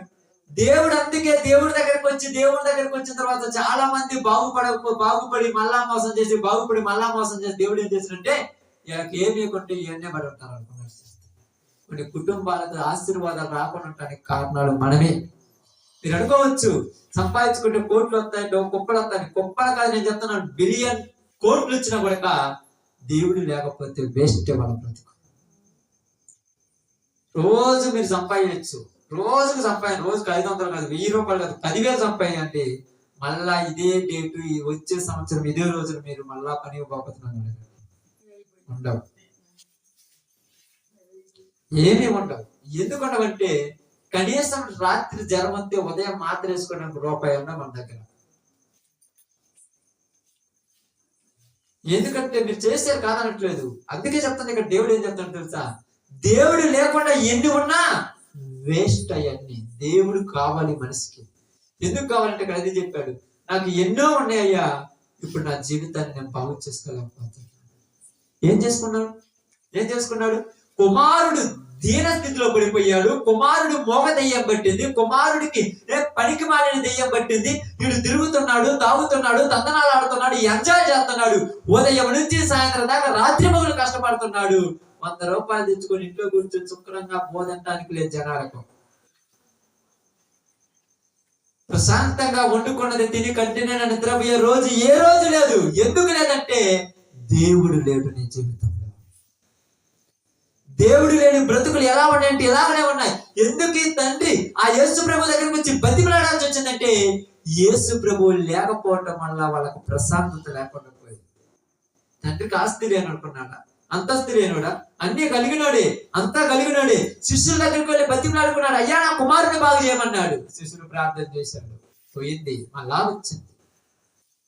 అయ్యా ఎందుకయ్యా పోయింది మళ్ళా వచ్చిందంటే మీరు చేస్తుంటారు కానీ మీరు ఏదో కొద్ది గొప్ప చేశారు, మీ వల్ల కాలేదు అన్నాడు. అక్కడ నీ వలన కాలేదు, మరి నీ వల్ల ఏమన్నా అవుతుందంటే నేను రాజులకు రాజును, ప్రభువులకు ప్రభువును, మీరు అనుకున్నట్టుగా సర్వమును సృష్టించిన జీవాధిపతి అయిన దేవుణ్ణి నాకు లోబడింది ఏమీ లేదన్నాడు. ఎక్కడికి వెళ్ళినా మీరు ఎన్ని దిక్కులకి వెళ్ళినా, ఎన్ని చేసినా, ఇలాంటి చేసుకున్నా మరలా జరుగుతాయి. ఎన్ని విభూతులు పెట్టినా, ఎన్ని అంతరాలు వేసినా, ఎన్ని మంత్రాలు వేసినా, ఎన్ని తంత్రాలు వేసినా, ఎన్ని అంటారు చూడండి, ఆ ఎలక్కాయలు, మామిడికాయలు, నిమ్మకాయలు ఏవి కొరికినా, ఏవి చేసినా, ఎన్ని రోజులున్నా అలానే ఉంటాడు. యేసు ప్రభువుని జీవితంలోనికి అంగీకరిస్తే బాగుపడతాడు. అంగీకరించడం ఎందుకు అంగీకరించడంటే యేసు ప్రభు జీవితంలోనికి వస్తే ఎన్ని మానుకోవాలమ్మా? ఎన్ని మానుకోవాలమ్మా? అన్ని మానుకోవాలంటే కుదురుతక్క. ఇక్కడ కూర్చున్న మనకే సగం చంపుకోవాలంటే ఎంత బాధపడుతున్నారు ఈరోజు. సగం కూడా కదా నాకు తెలిసి 100లో 5% చంపుకుంటే ఎంత బాధపడుతున్నాము. 95% అనుభవిస్తున్నారు. మనమేంది ఇలాగా అనుకుంటున్నాం. ఏం లేదు. నేను ప్రార్థన అనగానే మామూలు ఎగ్జాంపుల్ అనుకోనే పాపం మీరు ఎలా ఎగదికి పనికి పోయించడానికి 6-7 ప్రార్థిస్తారు. చాలా మందికి ఏం ఆలోచన ఉంటుందంటే తొందరగా పెట్టుకొని తొందరగా ముగించుకుంటే చలి తగ్గాలంటే తొందర పెట్టుకొని తొందరగా ముగించుకోవడానికి టైం కదా. మరి పని కాలం కాబట్టి తొందర చేసి చదివిందని తొందర ముగించుకొని చూద్దాం. దేవుడు నీ జీవితంలో ఉంటే నీకు అన్నీ జరుగుతాయి. దేవుడు జీవితాల్లో లేరు ఈరోజు. మరి దేవుడు ఎక్కడ ఉన్నాడంటే ఇళ్లలో ఉన్నాడు, ఒంట్లో లేరు. ఇళ్లలో ఉన్నారు. 10 ఇంట్లో బైబిల్ ఉంది. 10 ఇంట్లో పొద్దున్న లేగానే మీరు పెట్టుకుంటారు, కళ్ళకి అద్దుకుంటారు, కట్టకి మంచంగా పెడతానికి వెళ్ళిపోతారు. ఎప్పుడు దాన్ని ఆడబెట్టుడు కూడా గుర్తులేదు. మంచకిన కాకపోతే గూట్లో పెడతారు, గూట్లో కాకపోతే అరమన్న పెడతారు, అరమన్న కాకపోతే బీరువాళ్ళు పెడతారు, దాచిపెట్టి లోపల పెట్టేసిపోతారు. మళ్ళీ ఈ మోకాలు ఎప్పుడైనా వంగిందా మనకు? ఈ మధ్యకాలంలో ఈ మోకాలు వంగి ఈ మోకాలు కింద ఆనుకొని బొప్పులు కట్టిన రోజులు ఉన్నాయా? కాళ్ళు అప్పుడు చాలా మంది అంటారు. ఎలా అంటారు? చాలా మంది అంటే ఒక దిక్కు కుదార్థంగా ఉండటానికి టైం లేదా? కుదార్థంగా ఒక దిక్కు ఉండటానికే టైం లేకపోతే నువ్వు మోకాలు మీద కూర్చొని ప్రార్థన ఏం చేస్తావు? నాకు తెలియకుండా అడుగుతున్నాను. ఈ మోకాలు కింద ఆనకపోతే ఈ కన్నీళ్లు ఆగవు. ఈ మోకాలు కింద ఆనితే నీ సమస్య తీరుతే నీ కన్నీళ్ళు ఆగిపోతాయి. బాగా గుర్తుపెట్టుకోండి. ప్రతి కుటుంబంలో చెప్తాను, కుటుంబం నుంచి నీ కుటుంబంలో ఈ మోకాలు కింద ఆనాలి. అప్పుడు నీ కళ్ళలో నుంచి వచ్చే నీళ్లు ఆగిపోతాయి. ఎప్పుడైతే మోకాలు కింద ఆనటం మర్చిపోతావో మళ్ళా స్టార్ట్ అవుతాయి, ఇంజన్ స్టార్ట్ అవుతుంది. ఏదైనా నాకు రాలేదంటే బయటికి కనపడితే తీరుతురా అందరూ, బయటికి కనపడితే తీరుతురా. ఒక పరమగీతం ఉంటుంది, ఇదిగో ఒకడు పైకి నవ్వుచుండినను హృదయములో దుఃఖమే. ఏమి ఎందుకమ్మా ఏడుపు అంటే చెప్తే తీరేది కాదు. ఎవరైనా చెప్పుకుంటే తీరుతారమ్మా? ఎవరైనా బాధ తీర్చగలరా? చెప్పుకుంటే తీరేది కాదు. సమస్య పోతే బాగుండు అనుకుంటాం. సమస్య పోవాలంట అని చెప్పిన మాట ఏంది? ఏం చెప్పాడమ్మా? చదివించాను, మీ అందరు గుర్తుంది కదా. ఏం చదివించాను? శిష్యులకు చెప్పాడు. ఏం చెప్పాడు? ప్రార్థన వలనే. ఈ రోజు నీ కుటుంబంలో ప్రార్థన ఉందా? మధ్యకాలం కొద్దిగా బిజీ అయిపోయి ప్రార్థన మర్చిపోయాను. నువ్వు బిజీ అయితే వాడు ఇంకా బిజీగా ఉంటాడు. వాడు బిజీ. నువ్వు ఎప్పుడు గ్యాప్తో వచ్చి కూర్చోవాలనుకుంటాడు. నువ్వు గ్యాప్ ఇస్తే వచ్చి రెడీ కూర్చుంటాడు. ఇప్పుడు నీ పని మీద నువ్వు పొద్దుగూకులు పోయి అబ్బాయి ఇరగబడుతుంటావు. ఈడు బిజీ మామూలుగా ఉండదు. ఇంటికి వచ్చిన తర్వాత ఒంటిని కూడి ఆడుంటుందో నువ్వే ఆడుంటావు. ఏంటంటే ఎటు రకాలు ప్రయాసపడి వచ్చినావు దేనికోసం? ఆకులాడటమే. అందుకే చెప్తున్నారు ఇక్కడ ప్రార్థన అంటే సంవత్సరానికి 365 రోజులు. ఏ రోజు కూడా తక్కువది కాదమ్మా. ప్రతిరోజు దేవుడు ఇచ్చింది. 365 రోజుల్లో మే నెలలో మోకాళ్ళు ఎంత వంగినవో నీ ఇంట్లో జనవరి, డిసెంబర్, ఏప్రిల్ లో కూడా అలాగనే నీ ఇంట్లో మోకాళ్ళు వంగాలి. కుదురుద్దా? కుదరకపోతే ఏం జరుగుతుంది ఇప్పుడు చెప్తానండి. కుదరకపోతే ఏం జరుగుతుంది అంటే మోకాలు వంగినప్పుడు బయటకు పోతాడు, మోకాలు వంగినప్పుడు లోపలికి పోతాడు. ఎవరాడు? ఆమేన్. నీ మోకాలు వంగితే బయటకు పోతాడు. ఓయమ్మ ఎవరితో పోటీ కాదు, వీళ్ళు మామూలు కాదు, పోరాడుతున్నారు. ఎట్ట పోరాడుతున్నారు అంటే ప్రార్థనతో పోరాడుతున్నారు, ఎవరితో పోటీ కాదంటారు. అందుకని నిన్ను బయటికి రావడానికి ఏం చేస్తాడు? మోకాళ్ళు లేకుండా చేస్తాడు. మోకాళ్ళు వేయటానికి సమయం ఉంటుందమ్మా? టైం లేదు మోకాళ్ళు వేయటానికి. ఏంటంటే ఏందయ్యా ఈ 4 రోజులే కదా చేసుకుంటే, ఈ 4 రోజులే కదా తినాల్సింది, ఈ 4 రోజులే కదా అంటావు. ఈ 4 రోజులు అన్నావు, ఆ 4 రోజులు వాడికి అవకాశం ఇచ్చేసావు. ఇంటి పట్టును లేకుండా చేస్తాను నేను. నీ జీవితంలో ఏ నవ్వు అనేది లేకుండా చేస్తాడు. అదే జరిగింది ఇక్కడ. అదే చెప్తున్నాడు. మీరు అనుకుంటున్నారేమో ప్రార్థన వలనే గాని. మనం ఎందరో చెప్తాను, జాగ్రత్తగా ఇక్కడ ఉన్న ప్రతి వాళ్ళకి చెప్తాను, ప్రతి కుటుంబానికి చెప్తున్నాను, ప్రార్థన లేని ఇల్లు శ్మశానం లాంటిదే. శ్మశానంలో సంతోషం ఎప్పుడు ఉండదమ్మా. శ్మశానంలో సంతోషం ఎప్పుడు ఉండదు. శ్మశానంలో ఎవరికి సంతోషం? దెయ్యానికి. ఆమేన్. కరెక్ట్ చెప్పారు. ఎవరికి? అందుకే తాగుబోతులు తిరుగుబోతులు అందరూ ఆనే కూర్చుంటారు సంతోషంగా. పిల్లల్లో సంతోషం ఉండదు వాళ్ళకి, ఆనే సంతోషం. అప్పుడు అంటారు ఇంటికి వస్తే తలకాయ నొప్పారు. ఆడంటే ఆడు అడిగేవాళ్ళు లేడు కదా, చెప్పేవాళ్ళు లేడు కదా. ఇంటికి రాబుద్ది కావట్లేదు. నాకు ఎందుకు రాబుద్ది కావట్లేదు? ఏదంతా ప్రార్థన చేస్తున్నావా? ఏంటి అసలు ఆలోచించండి, బాగా గమనించి ఆలోచించండి. నీ మోకాళ్ళు వంగాలి నీ ఇంట్లో. ఈరోజు మీ అందరికి చెప్తున్నాను, ఈ యొక్క కుటుంబ సందర్భం మీ అందరికి తెలియజేస్తున్నాను. ఎన్ని గంటలు నీ ఇంట్లో మోకాళ్ళు వంగుతున్నావు? ఈ మధ్యకాలం చాలా మంది మర్చిపోయి ఉంటారు తెలుసా. చాలా మంది మర్చిపోయారంటే ప్రార్థన మర్చిపోయారని చెప్పట్లా. ప్రార్థన మర్చిపోతే ఈరోజు కూర్చోలే, ప్రార్థన మర్చిపోయారని చెప్పట్లా. ఇంతకు ముందు చేసినంత ప్రార్థన ఇప్పుడు మర్చిపోయారు. చేయటానికి ప్రార్థన లేదు. ఏం లేదమ్మా చేయటానికి.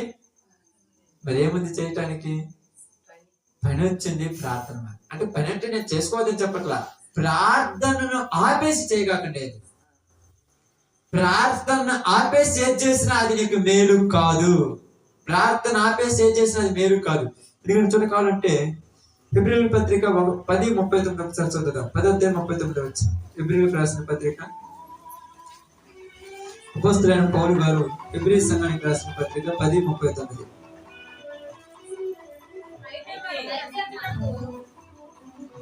ఏందమ్మా? అయితే మనము నశించుటకు వెనుక తీయువారము కాము గాని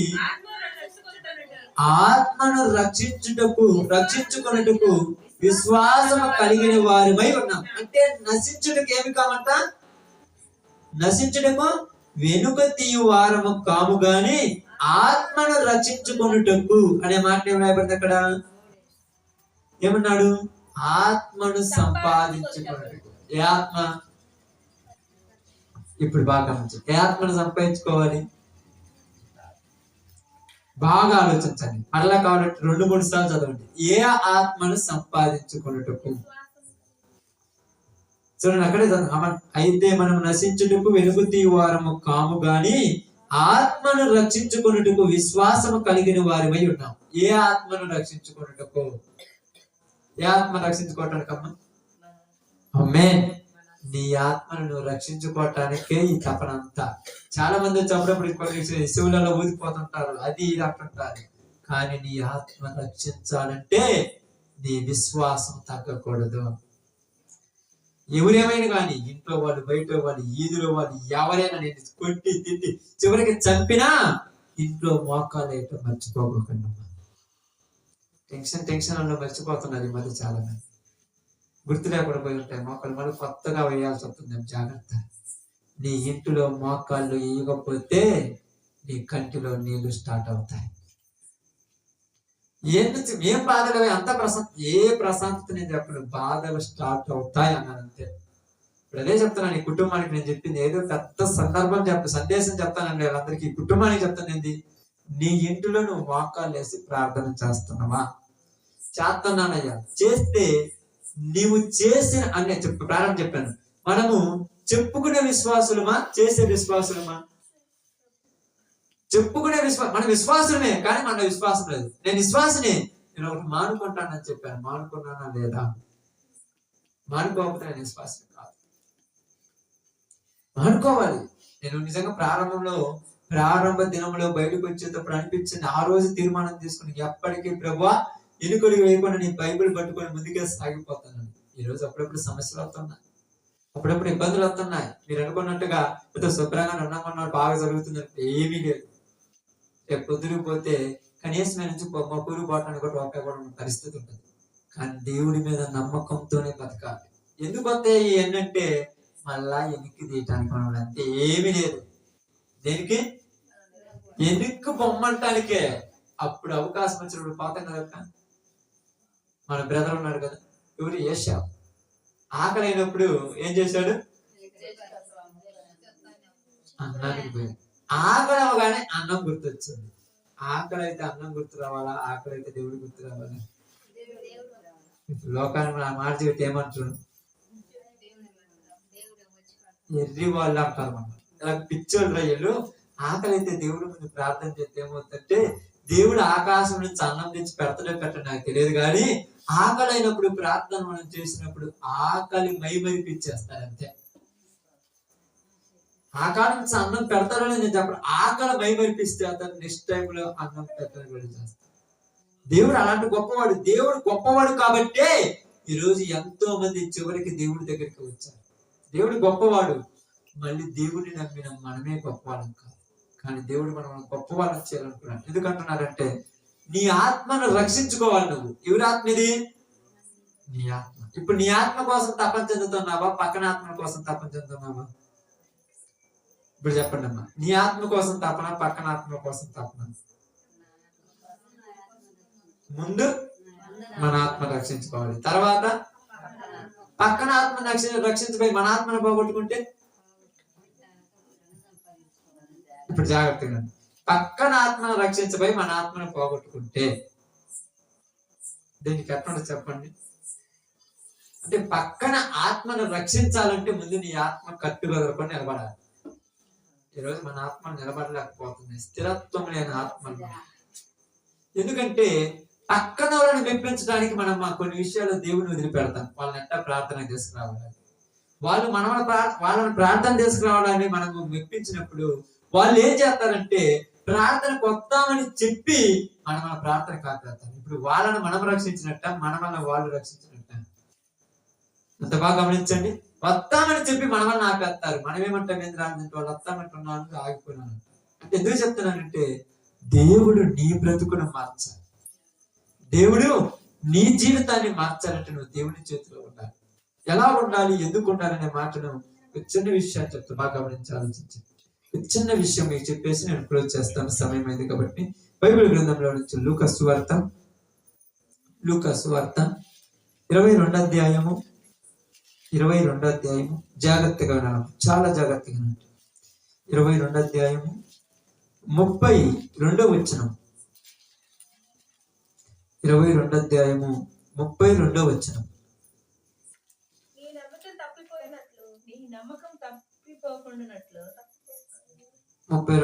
చదివేది, నీ నమ్మిక తప్పిపోకున్నట్లు నేను నీ కొరకు వేడుకొంటిని, నీ మనసు తిరిగిన తర్వాత నీ సహోదరులను స్థిరపరచమని చెప్పాను. ఆమేన్. ఇప్పుడు ఇక్కడ ఎవరి గురించి మాట్లాడుతున్నారంటే పేతురు గురించి యేసు ప్రభు మాట్లాడుతున్నారు. బాగానండి, 10 నిమిషాలు అనండి, మీకు ముగిస్తాను. పేతురు యేసు ప్రభు మధ్య సంభాషణ జరుగుతుంది. అక్కడ ముందు వచ్చినప్పుడు ఏమి రాయబడిందంటే ఏమంటున్నారంటే చూద్దాం, చూడండి. సీమోను, ఇదిగో సాతాను మిమ్మును పట్టి గోధుమ వలె జల్లించుటకు మిమ్ము కోరుకొనును గాని, అంటే సాతాను మిమ్మల్ని ఇబ్బందులు పెడతది అంటున్నారు. ఎవరితో చెప్తున్నాడు ఈ మాట? యేసు ప్రభు పేతురుతో చెప్తున్నాడు. యేసు ప్రభు పేతురు స్థానంలో మనందరం ఉన్నాం ఈరోజు. మనతో చెప్తున్నాడు, సాతాను మనల్ని పట్టి గోధుమల వలె జల్లించుటకు. గోధుమలను జల్లడ పెడతారు దేనికి? తాళి గేలి మొత్తం. సాతాను ఎందుకు జల్లడ పట్టుద్ది? బాగా ఆలోచించాలి. సాతాను అనేది జల్లడ పట్టాలంటే కాదు కదా.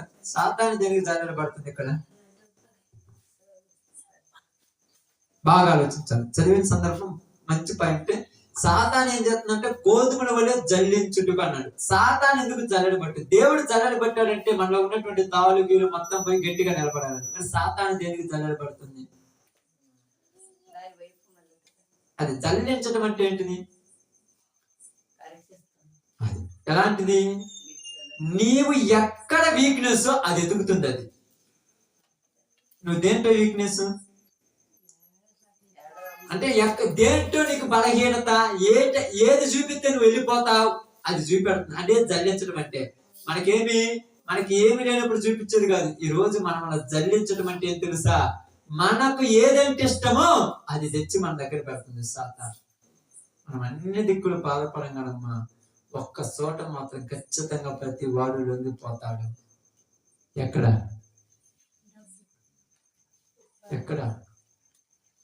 ప్రతి ప్రతిదాన్ని చెప్పండి, ఎక్కడ ఆలోచించండి. అపవాదిగాడు ఒక్క చోట పెడతాడు, ప్రతి ఒక్కరు మునిగిపోతాం. ఎక్కడ తెలుసా? ప్రాణ భయం. చచ్చిపోతామంటే అన్ని భయం వచ్చేస్తుంది. డబ్బు అంటే చావు కంటే ముఖ్యమైన కాదు మనుషులకి ఈరోజు.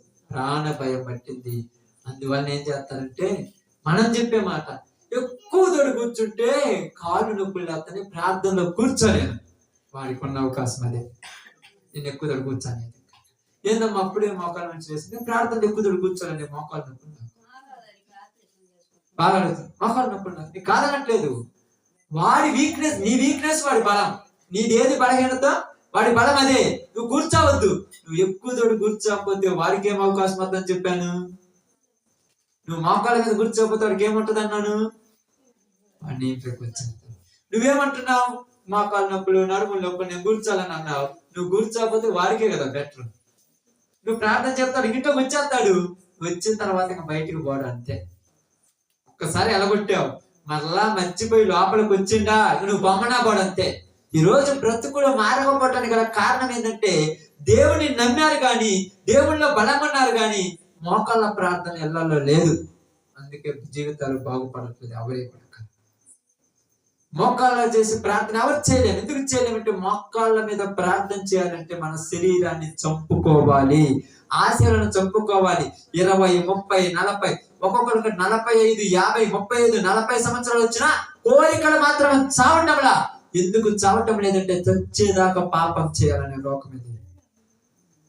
రేపో మాపో కాటికి పోయేవాడు కూడా మాటలాడుతుంటే ఛీ వీళ్ళ మాటలు ఏంటి ఎలా ఉన్నాయనిపిస్తుంది. ఈరోజు మంచం మీద పడి కనీసం లేవటానికి చేతగాడాడు కూడా నేను మనుషులతో మాట్లాడే మాటలు ఎంత నిశ్చయంగా ఉంటున్నాయో తెలుసా అంటే మనిషి హృదయంలో ఉన్న దరిద్రం ఇంకా చావలా, మనసులో ఉన్నటువంటి పాపం ఇంకా చావలా. వాళ్ళు వేసే మాటలను చూస్తుంటే వీళ్ళ పరిస్థితులు ఏంటి ఎంత ఘోరంగా దిగజారిపోయి అనిపిస్తుంది. అందుకనే దేవుడు ఏమన్నాడంటే మారవలసింది మనిషి ఎప్పుడు ఎలా మారాలంటే నీ జీవితము దేవుని సన్నిధిలో, నీ కుటుంబంలో మోకాళ్ళ మీద కూర్చొని ఎప్పుడు ప్రార్థన చేయాలి. మోగవైన చేటి దెయ్యము ఎలా వెళ్ళిపోతుంటే ప్రార్థన వలనే. ఈ రోజు నువ్వు ఏడుతున్నావు కదా, మీరు చాలా మంది ఏడుతున్నారు కదా, ఎట్టబోతాయా మా కష్టాలంటే మీ ఇంట్లో మీరు మోకాళ్ళ ప్రార్థన చేయండి. రోజు తల్లి గారికి నేను చెప్పే సన్న సందేశం ఏంటంటే పెద్దది, రోజు నీ ఇంట్లో మోకాళ్ళ ప్రార్థన చేయి. అయ్యా మోకాళ్ళ నొప్పుడు ఇవన్నీ సంగతి ఆయన చెప్పొద్దు, ఆయన తెలియదు నీకు మోకాళ్ళ నొప్పులు ఉందో లేదో. హాస్పిటల్ పోవాలి, డాక్టర్ గారు ఏమంటారు తెలుసా? అమ్మ కాళ్ళు నొప్పులు అంటే కాళ్ళు పైకంటే, కాళ్ళు నొప్పి అయితే పైకమన్నామంటే ఏమంటాడు డాక్టర్నే? ఏమంటారు అక్క? నేనా డాక్టర్ నువ్వా? అలాంటప్పుడు నా దగ్గరికి ఎందుకు వచ్చాను? అప్పుడప్పుడు మీకు బాగాలేదని పోతుంటారు తెలుసా? ఏమంటారు? చికెన్ తో పెట్టమంటారు. ఏందా డాక్టర్ జ్వరం వచ్చిందంటే చికెన్ పెట్టమన్నా, నేనే పెట్టమని నీకేమి? ఏడైతే భయం ఆడైతే అంటే ఎందుకు చెప్తున్నానంటే నువ్వు దేవుడి దగ్గరికి వచ్చినప్పుడు దేవుడు చెప్పింది ఖచ్చితంగా చేయాలి. అది నీకు కాళ్ళు నొప్పి అయినా, కడుపుల నొప్పి అయినా, ఇంకొక సమస్య అయినా దేవుడు చెప్పింది చేస్తే దేవుడు నీ జీవితాన్ని బాగు చేయాలి. ఈరోజు మీ అందరికీ ఎందుకు చెప్తానంటే మనం ప్రార్థన చేస్తున్నాం, నేను దేవుడిలో బాగుపడుతున్నాం, ప్రార్థనలు చేసుకుంటున్నాం, అనేక చోట్లకి వెళ్తున్నాం. కానీ మనలో ఉన్నది ఒకటి ఏంటంటే లోపము. ప్రార్థనలో సమయం తగ్గించాలి. ప్రార్థనలో సమయం తగ్గించాలి, అందరూ తగ్గించాలి. నేను చెప్తాను నిజంగా. నీకు ఎట్లా తెలిసాయి అంటే మీరెవరు చెప్పండి, మీరెవరు? నాకు దేవుడు ఇచ్చిన పిల్లలు. ఏ పిల్లలు ఎలా నడుపుతారు నాకు తెలియదా? మీలో ఒకప్పుడున్న ఆశకు ఇప్పుడున్న ఆశకు తేడా. మీ పిల్లలు ఉన్నారమ్మా, మీ పిల్లల్లో కొంచెము తడబాటు వచ్చింది, మీకు తెలుస్తుందో తెలియదా? ఏంద్రా ఈ మధ్య ఎట్లున్నావంటే నేనెందుకున్నాను, నువ్వే బాగా చూడట్లేదు అంటారు. ఎందుకు? వాడికి వేరే వేరే అవారాలు ఉన్నాయి కాబట్టి ఇంటి పట్టున ఉండట్లా. మీరు ప్రార్థనలో ఎందుకు తగ్గారు నేనేం చెప్పగలనంటే నాకు తెలిసిన ఒకటి ఎక్కువ ఏం లేదు, ప్రార్థనలు చేయటం మర్చిపోయారంతే. ఎందుకని మేము చేస్తామంటే ఒక్కసారి ప్రార్థన విషయాన్ని ఎనుక్కుపోండి, మిగతా బావద్దు. మళ్ళా ఎనుక్కుపోమంటే అవన్నీ బావద్దు, మిగతాది ప్రార్థన. ఇంతకు ముందు ఎంత తోడు చేస్తున్నావు, ఎలా చేసావు, నీ ఇంట్లో ఎంత తోడు ప్రార్థన గడిపా, ఇప్పుడు ఎంత తోడు ప్రార్థనలో గడుపుతున్నావు ఒక్కసారి ఆలోచించు. తగ్గిపోయి ఉంటాం, ప్రతి ఒక్కరు తగ్గిపోయి ఉంటాం. ప్రార్థన తగ్గింది, బలహీనతలు పెరిగాయి. ప్రార్థన తగ్గింది, అనుమానాలు పెరిగాయి. ప్రార్థన తగ్గింది, సమస్యలు వచ్చాయి. ప్రార్థన తగ్గింది, ప్రతి దానికి సంజాయిషులు చెప్పడం ప్రారంభిస్తున్నాను. సంజాయిషులు చెప్పేస్తాను. యేసు ప్రభు దగ్గరికి వచ్చి ఏమన్నాడంటే, నీకు యేసు ప్రభు తెలుసు అంటే ఆయన ఎవరో నాకు ఈ పేతురు అన్నాడు. నేను అనొచ్చు అసలు అనొచ్చమ్మా? మరి ఎందుకన్నాడు అలాగా? ఎందుకన్నాడు అలాగా? ఒకవేళ తెలుసు అంటే ఏం చేస్తారు? నేను కూడా సిలువ వేస్తాను. యేసు ప్రభు వారు సిలువ మీద ఉన్నప్పుడు ఆ సిలువ ఎదురుగా ఎవరున్నారు? ఒక పక్క తల్లి అయిన మరియా, మరో పక్క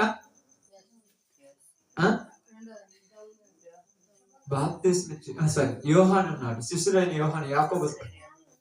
పేతురుని సిలువ వేసిన వాళ్ళు యోహాను సిలువ వేయలేకపోయినరా?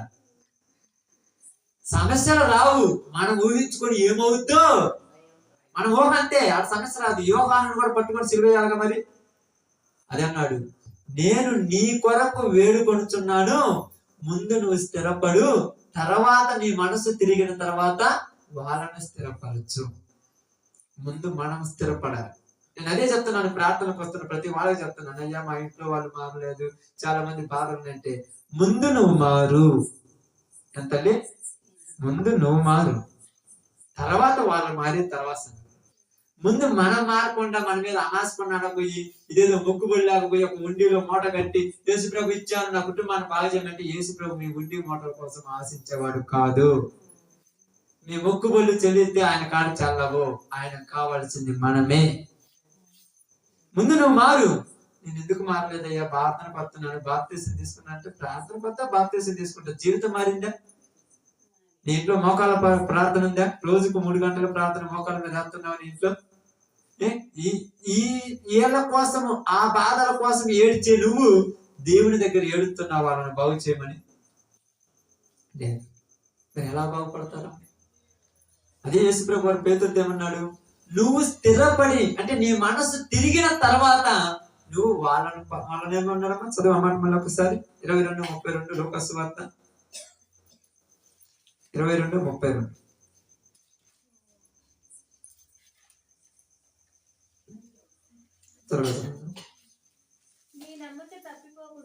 మీ నమ్మిక తప్పిపోకున్నట్లు నేను మీ కొరకు వేడుకొంటిని. నీ మనసు తిరిగిన తర్వాత నీ సహోదరులను స్థిరపరచమని చెప్పాను. నీ మనసు తిరిగిన తర్వాత అంటే నీ మనసు ఇప్పుడు ఏమైంది? ఇంకా తిరగల పూర్తిగా. కొరత తిరిగితే నా అంతటో లేరన్నా మళ్ళీ పడిపోయింది. కొంచెమైతే నా అంతటో లేరన్నా మళ్ళా పడిపోయినా. నీ మనసు తిరిగిన తర్వాత ఎందుకు తిరుగుద్దాయి అంటే నీ కొరకు ఎవరు వేడుకుంటున్నాడు? యేసు ప్రభువారు. ఆమేన్. ఎక్కడ వేడుకుంటున్నాడు? తండ్రి కుడిపార్శ్వం నిలుచుని విజ్ఞాపన చేయించున్నాడు. నువ్వైనా నీ భర్త కోసం గాని, నీ పిల్లల కోసం గాని, నీ భార్య కోసం గాని, నీ ఇరుగు పొరుగు వారి కోసం గాని ప్రార్థన చేయడం మర్చిపోతావేమో. దేవుడు యేసు ప్రభువారు పరలోకంలో నీ కోసం నిత్యము మానక ప్రార్థన చేస్తున్నాడు. నిత్యము మానక ప్రార్థన చేస్తే మనం మర్చిపోతామేమో. అందుకే మీ అందరికి చెప్తున్నాడు ఒక చిన్న విషయం. చాలా మంది అయ్యా నేను ఈ మధ్య ప్రార్థనకు వచ్చినాను కానీ ఏం బాగులేదు, అందుకే మానుకుంటున్నాను. ప్రార్థనకు వస్తే బాగుపడే పని అయితే అందరూ వచ్చి కూర్చుని పోరు. జీవితం మారితే బాగుపడతావు. నీ మనసు స్థిరపడాలి, నీ మనసు తిరగాలి. నువ్వు నిలబడిన తర్వాత అప్పుడు నీ భర్త కోసం ప్రయాసపడు.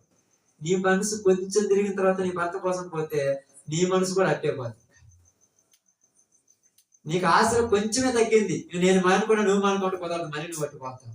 పూర్తిగా తిరగాలి నీ మనస్సు, పూర్తిగా నీ ఆలోచనలు మారిపోవాలి. ఎలాంటి విధంగా మారిపోవాలంటే యేసు ప్రభు ఆలోచన ఎలా ఉన్నదో మన ఆలోచన కూడా అలా ఉండాలి. అప్పుడు యేసు ప్రభు దగ్గరికి లోక రాజ్యాలను చూపించినట్టుగా మన దగ్గరికి లోక రాజ్యాలను చూపించిన మనము మొక్కము. ఈరోజు రాజ్యాలను చూపించాల్సిన పనిలా చిన్న రాయిని చూపించని ముఖ్యత్వం. రాయే అంతా రాయే కదా, ఆ రాయిని చూస్తే ముఖ్యత్వం, రాజ్యాలను చూపించాల్సిన పని.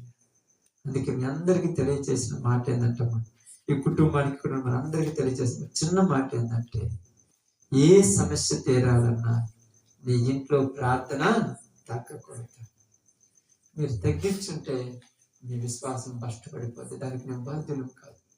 చూడండి, కావాలంటే మీరు అనుకోవచ్చు, ఈ రోజు ఈ సమయము ఈ టైంలో ఇప్పుడు ప్రార్థన జరగలేదు అని చెప్పండి. సంఘంలో ఏ రోజు ప్రార్థన జరగదు, మీరు వచ్చినా రాకపోయినా జరుగుతుంది. శనివారం జరుగుతుంది, ఆదివారం జరుగుతుంది, ఇంకా ఎక్కడైనా సువార్త కోరికలు మీకు ఓపికంటే జరుగుతున్నాయి. ఈ రోజు జరగలేదు, నాకు ఓపిక లేకపోయినా ఓపిక తెచ్చుకొని మరా ఎందుకు పోతున్నామంటే ఇది ఆగిపోతే నేను పాడైపోతుంది నా భయం. మీరందరూ ఏమనుకుంటారు? చాలా మంది ప్రార్థన పోతే బాగుంది, అందరూ పాడేది పాడేది అంటే మీకంటే నాకు భయం ఏంది? ఆగితే పాడైపోతా, ఆగిన పని ఉంటుంది. పని బాగా తట్టు తిరుగుతూ లేని దరిద్రాలని తెచ్చిపడతాయి. అదే పని ఉంటే దేవుడి పనిలో ఉంటే ఏమన్నది. అందుకే ఎప్పుడు ఖాళీగా ఉండకుండా దేవుడి పనిలోనే ఉండాలి. అందుకే మీ అందరూ చెప్తున్నాను, మీ ఇళ్లలో మోకాళ్ళ ప్రార్థన ఉందా? చేస్తున్నామే అంటున్నారు, తక్కుపోయింది. ఆలోచించుకొని ఇంటికి పోయిన తర్వాత ఒక్క 10 నిమిషాలు ప్రతి ఒక్కరు ఇంటికి పోయిన తర్వాత అన్నం తిన్న తర్వాత ప్రశాంతంగా పడుకున్నప్పుడు 10 నిమిషాలు ఆలోచించండి. మోకాళ్ళ ప్రార్థన తక్కువ ఉంటుంది మీ ఇళ్ళలో. అందుకే జీవితాలు బాగుపడలేకపోతే, అందుకే సమస్యలు తీరు. ఒకవేళ మోకాళ్ళ ప్రార్థన చేస్తున్నారు కానీ బ్రతుకు మార్చుకోలేదేమో, ఈ మాట నేను అనకూడదు కానీ బ్రతుకు మార్చుకోకుండా ప్రార్థన చేస్తున్నారేమో. బ్రతుకు మార్చుకోకుండా ప్రార్థన చేసిన దేవుడు అనడం. బ్రతుకు మార్చుకోవాలి, మోకాళ్ళ ప్రార్థనని కుటుంబంలో చేయాలి. అప్పుడు యేసు ప్రభువు అన్నట్టుగా ప్రార్థన వల్లే కానీ మరి దేని వలన ఇలాంటిది ఎలాంటిది అది ఇది మామూలుదా? మామూలు అనుకున్నారమ్మా మీరు? అనుకున్నంత ఇప్పుడు మీరు అంటున్నారు చూడు, ఈ మామూలు. ఇప్పుడు మీరు మన ఇళ్లలో మీకు ఆ సమస్యలు ఉన్నారు చూడు, అప్పుడప్పుడు ఇరుగు పొరుగు బంధువుల గురించి, భర్తల గురించి, పిల్లల గురించి, ఈ మామూలు. కానీ అది మామూలు కాదు, అలాంటిది పోయినప్పుడు ఇదంతా అంటే ఇదే బాగట్లేకపోతే ఇంకా అంటే బాగట్టగల మనం. అందుకని ఈరోజు మీ అందరికీ చెప్తున్నాను, స్థిరముగా నిలబడాలి. స్థిరపరచుకున్న తర్వాతే మనం వేరే వాళ్ళని ప్రయాసపడాలి. కానీ మనం కొద్దిగొచ్చి మిగతా వాళ్ళని రప్పించాలంటే కొద్దిగొచ్చి మనం మళ్ళీ ఏం చేయాలి? ఎలిక్కిపోతాం. ఎలిక్కిపోయి తీసుకురావాలి కదమ్మా. ఇప్పుడు మీరు ఉదాహరణకు ఏ నుంచి నేను అక్కడికి ఉన్నాను అనుకోండి, నేను వెనకబడ్డాను, సహోదరి సిస్టర్ ఉంది అనుకునే అమ్మాయి సువాసిని, నన్ను తీసుకురావాలి. మళ్ళీ ఏం కావాలి? వెనక్కి రావాలి. ఎలుకొద్ది ఆశలన్నీ చూస్తుందిగా, ఈ ఆశలన్నీ చూసి మళ్ళీ ఆగిపోద్ది. కాబట్టి మొట్టమొదటి మనం ఏం కావాలంటే మన మనసు తిరగాలి. తిరిగిన తర్వాత మనము స్థిరంగా ఉండాలి. అప్పుడు మనం వెనక్కి వచ్చిన ఎటు మీద ఆశలు ఉండవు. ఇప్పుడు మనం అప్పుడప్పుడు కొన్ని వెనక్కిపోతున్నప్పుడు మనకు మళ్ళీ ఆశలు వస్తుంటాయి తెలుసమ్మా. ఏమి లేదు, ఏదో సాధించాలని మళ్ళా పోతాం. ఏమి సాధించే వరకు అంతా మిత్రులతో మళ్ళీ వచ్చి వెళ్తుంటాం. ఏం చేయాలి? దేవుడు అదే చెప్తున్నాడు. తల్లి నీకు చెప్తున్నాను బాగా, జీవితం మారుకోవాలి, కొన్ని విషయాలు మార్చుకోవాలి తప్పదు. ఇంకా కొన్ని బతుకులు మార్చుకోవాలి, కొన్ని ఆలోచనలు మార్చుకోవాలి తప్పదు, కొన్ని పద్ధతులు మార్చుకోవాలి. రోజు నీ ఇంట్లో మోకాళ్ళ ప్రార్థన చేయి. సేమ్ యాజ్ ఇట్ ఈస్ ఇక్కడ ఉన్న అందరికీ, తల్లి గారికే కాదు మనందరికీ. మనం కూడా కొన్ని ఉన్నాయి మానుకోండి. ఏమి లేదు అనొద్దు, ఉండుంటాయి. ఒక లేకపోతే ధన్యులు, సంతోషం. నాకు మళ్ళీ సంతోషం, ఎందుకంటే నా బిడ్డలు అలా ఉన్నారంటే నాకు అంత సంతోషం కంటే ఏం కావాలి? ఒకవేళ చిన్న ఏదైనా చిన్న మిస్టేక్లు ఉన్నా వాటిని పూర్తిగా కొట్టేయండి. మోకాళ్ళ ప్రార్థన ఎక్కువ చేయండి, ఎక్కువ ప్రార్థన చేయండి. ఎలాంటి సమస్యలు తీరుతాయి, ఏ ఆశలున్నా చచ్చిపోతాయి, ఏ కోరికలున్నా చచ్చిపోతాయి. 20-30 సంవత్సరాల యవన కాలంలో ఉన్న యేసు ప్రభు శరీరంలో ఉన్న కోరిక కూడా ఆయన ప్రార్థన వాళ్ళు ఏమైపోయినాయి? చచ్చిపోయినాయి. మనకెందుకు చచ్చిపో కోరికలు, మనకెందుకు సవాసులు, మనకెందుకు లోకం మీద ఉన్నటువంటి వ్యామోహం సరిపోదు.